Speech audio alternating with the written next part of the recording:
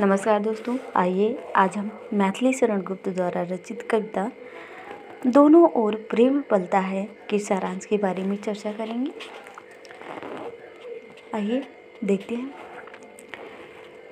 दोनों ओर प्रेम पलता है कविता मैथिली शरण गुप्त द्वारा रचित महाकाव्य साकेत के 9वें सर्ग से संकलित है।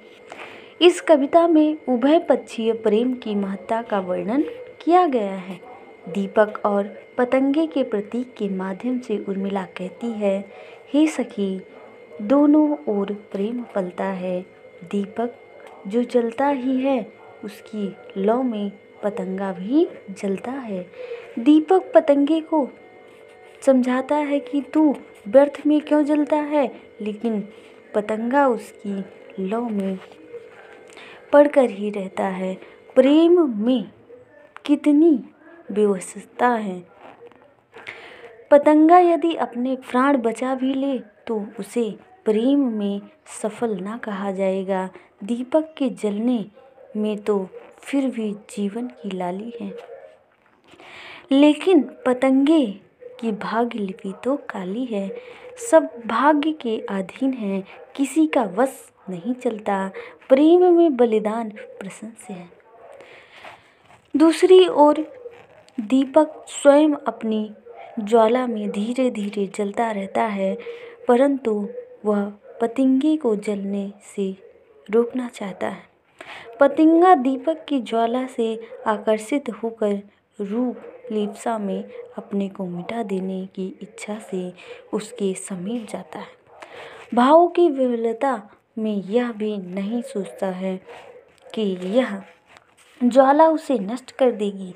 दूसरी ओर दीपक प्रेम की अग्नि में जलते हुए भी अपने प्रेमी को उस जलन से बचाना चाहता है।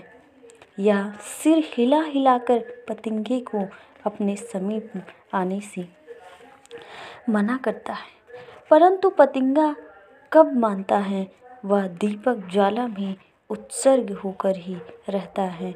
इस प्रकार दीपक और पतंगे दोनों में ही भावों की विफलता दर्शनीय है।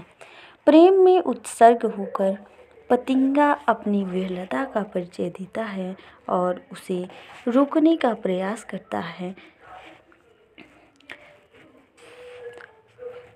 प्रयास करने पर भी उसको न रोक सकने की व्यवस्था और उसका उत्सर्ग देखकर भी मंद मंद जलते रहना दीपक की अंतर्दाहिता को व्यक्त करता है। इस प्रकार प्रेम दोनों ओर पलता है, एक ओर नहीं। उर्मिला कहती है, पतंगा यदि दीपक का संकेत समझकर स्वयं को उसकी लौ से दूर कर भी ले तो यह स्पष्ट भी उसके लिए मरण तुल्य ही होगा।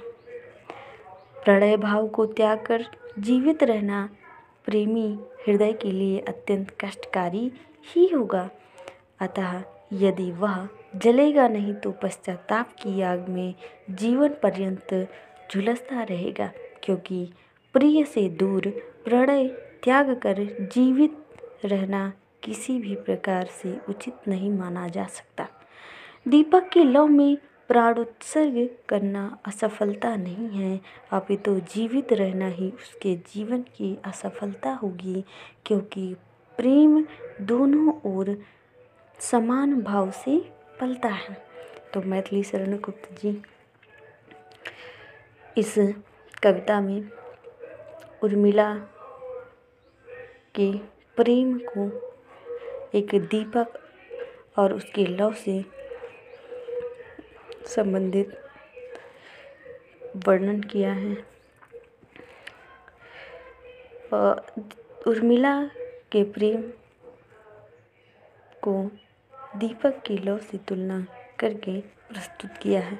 तो हमारा वीडियो यही समाप्त होता है। वीडियो पसंद आया तो प्लीज़ शेयर और लाइक करना न भूलें। अगर न्यू है तो सब्सक्राइब करें और साथ में बेल आइकन बटन दबाना ना भूलें ताकि हर वीडियो आप तक पहुंचती रहे। जय हिंद, जय भारत।